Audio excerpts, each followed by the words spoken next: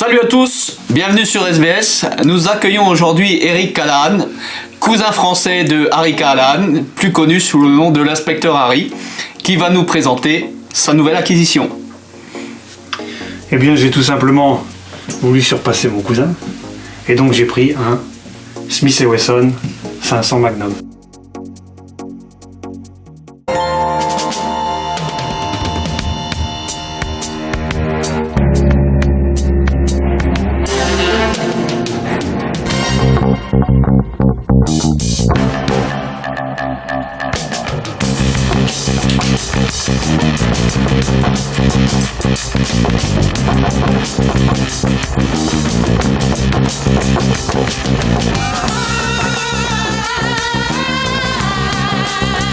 Ceci est un 500 Magnum, le plus puissant revolver au monde. Il peut vous arracher la tête comme le vent soufflerait votre chapeau. Vous vous sentez à votre aise? Alors Eric, peux-tu nous présenter cette arme? Donc on va peut-être déjà parler de la cartouche, de la munition. Donc le 500 Magnum, c'est une munition développée par Smith & Wesson, qui est sortie en janvier 2003, donc c'est une munition assez récente. Et Smith & Wesson a voulu la munition d'arme de poing la plus puissante au monde. Donc à la base, c'est une munition qui sert à protéger les pêcheurs en Alaska pour se protéger des grizzlies et des ours, tout simplement. Donc avec une arme, donc là on a une arme en 8 pouces 38, c'est plutôt pour avec une arme en 4 pouces, qui sert justement à la défense, parce qu'il faut quand même une bonne puissance d'arrêt pour arrêter un ours, tout simplement. J'ai d'ailleurs ici une cartouche de 500 Magnum, qu'on peut comparer à une cartouche de 9 mm, donc on voit quand même Il y a une sacrée différence. la différence certaine. Juste à savoir qu'une cartouche complète de 44 Magnum va rentrer dans une douille de 500 Magnum, D'accord. qui montre déjà quand même la taille de l'engin. Donc 500 dit un calibre d'ogive de 12,7 mm. Voilà, tout à fait. Et le poids d'une ogive? Là c'est des 325 grains, mais on peut monter jusqu'à du 700 grains, la fameuse T-Rex américaine, qu'on trouve malheureusement pas en France, ou heureusement peut-être. Oui. C'est d'une cartouche en fait qui remplit carrément complètement le barillet, et vraiment à plat, et c'est vraiment monstrueux quoi. Le projectile est grand comme ça, il rentre... C'est comme un iceberg en fait, il y a ça qui dépasse, mais il y a encore ça qui est dans la douille quoi. D'accord. C'est impressionnant. Pour en revenir à l'arme, donc là on a un Smith & Wesson donc acheté neuf, en 8 pouces 38. Bon, en réalité le canon fait 8 pouces parce qu'on enlève le frein de bouche, tout simplement. Donc ici, avec des organes de visée en acier, on trouve le même modèle avec des organes de visée fibre optique. Bon, moi personnellement je préfère les organes acier. Donc c'est un revolver finition inox, avec un barillet de 5 cartouches, Oui. forcément, Vu le calibre. vu le calibre. Une carcasse X-Frame, donc la plus grosse et résistante carcasse de chez Smith & Wesson. Savoir qu'un 44 a une carcasse N-Frame. Et donc là ils ont vraiment fait tout pour la monstruosité quoi.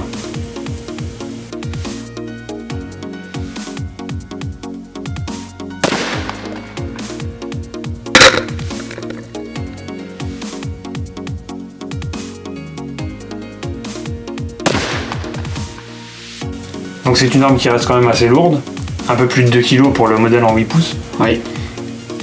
Donc à une main c'est assez délicat. Elle est fournie d'origine avec une poignée en caoutchouc. Donc moi j'ai préféré remplacer la poignée caoutchouc par une poignée bois, que je trouve plus esthétique, mais qui malheureusement sera plus douloureuse au tir, D'accord. on va dire.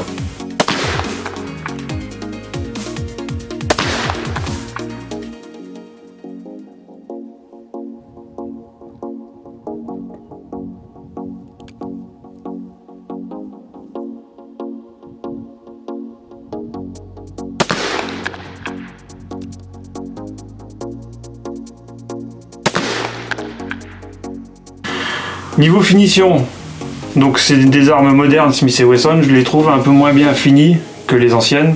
J'ai un 44 Magnum de 1988 et la finition est plus belle. Le poli est plus beau, C'est pas trop au niveau des jeux, hein. Là il n'y a aucun souci, mais c'est surtout au niveau de la finition.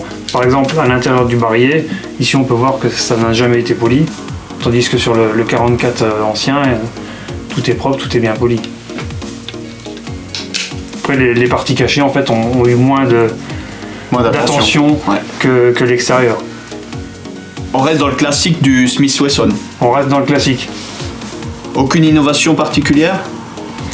L'obligation de mettre un verrou de gâchette et de chien. Oui. Donc il y a une petite clé qui sert justement à pouvoir verrouiller tout le système. D'accord. Donc personnellement je m'en sers pas, hein. Je préfère quand même mettre un verrou de Un pontet, verrou de pontet, ouais. qui est quand même c'est beaucoup plus rapide et sans doute plus efficace. Mhm.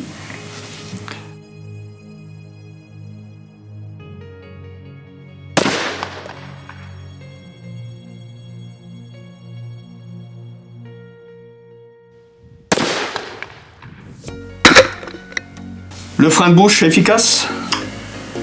Donc sur celui-ci c'est un frein de bouche qu'on ne peut pas enlever, donc Tu as pas pu j'ai pas tester pu sans. tester sans, mais je pense quand même qu'il doit aider à contrôler la puissance de l'arme. On sort quand même à quasiment 4000 joules en sortie, Oui. ce qui est quand même énorme. À quelle vitesse sortent les Entre projectiles? 550 et 600 mètres secondes, Ce qui est quand même très élevé. ce qui est élevé pour une arme de poing.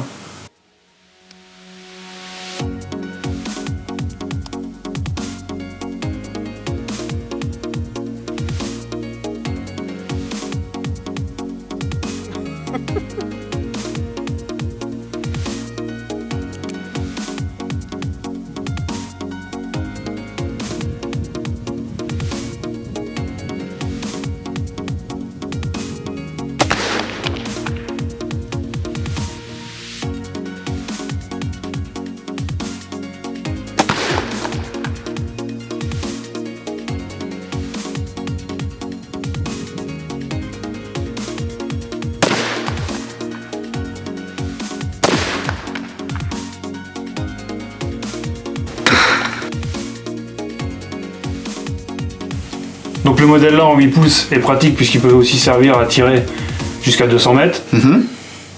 Arme qui reste précise, quand même relativement précise à 200 mètres puisqu'on arrive à toucher un gong de 30 par 30 assez facilement.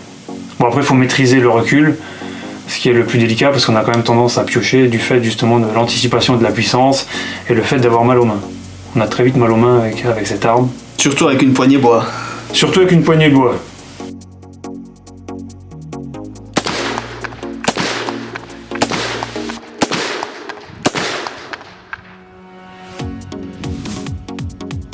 Au niveau tarif, quel est le prix d'une telle arme et des munitions? Donc là en 8 pouces c'est quelqu'un qu'on est quand même à quasi 2000 € pour une arme neuve. Mhm. C'est assez difficile d'en trouver en occasion. Ouais. Parce que très peu d'armes sont vendues, parce que finalement c'est une arme qui ne sert strictement à rien. Pour un tireur sportif comme nous, ça, c'est juste à se faire plaisir ou à savoir qui est la plus grosse. Tout simplement. Je me suis fait plaisir, hein, c'est juste ça. Hein. Ça passe pas en compétition. Hein. C'est puissant, on tire pas beaucoup avec, puisqu'en fait au bout de 2 barillet ou 3 barillet en fin de séance, on est vite fatigué. Mais c'est juste le plaisir du tir. Et c'est très fun quoi. Ouais. C'est là quand vous tirez au stand avec ça, il y a tout le monde qui vient autour, le bruit ça s'entend de loin, on sait qu'il y en a quelque chose de spécial. Donc on a une arme qui se rapproche des 2000 €. Après niveau cartouche, ben, on tombe à peu près entre 25 et 30 € la boîte, de 20, Oui. ce qui commence déjà à faire un tarif assez conséquent. Après si on recharge, on peut gagner entre 10 et 11 € suivant les composants. Donc on va se retrouver à peu près à 15 € une boîte de 20. Oui.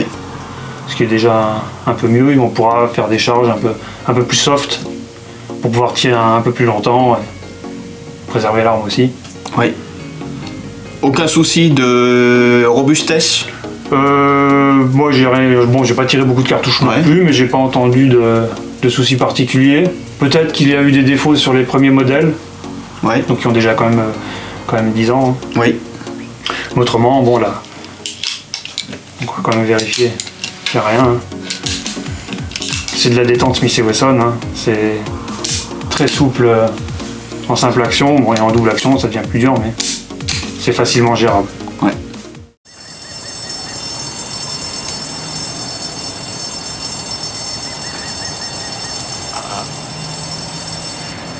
Je sais ce que tu penses. C'est 5 fois qu'il a tiré ou c'est 4 seulement? Si tu veux savoir, avec tout ce bordel, j'ai pas très bien compté non plus. Mais c'est un 500 Magnum, le plus puissant soufflant qu'il y ait au monde. Un calibre à vous arracher toute la cervelle. Tu dois te poser qu'une question. Est-ce que je tente ma chance? Vas-y, tu la tentes ou pas?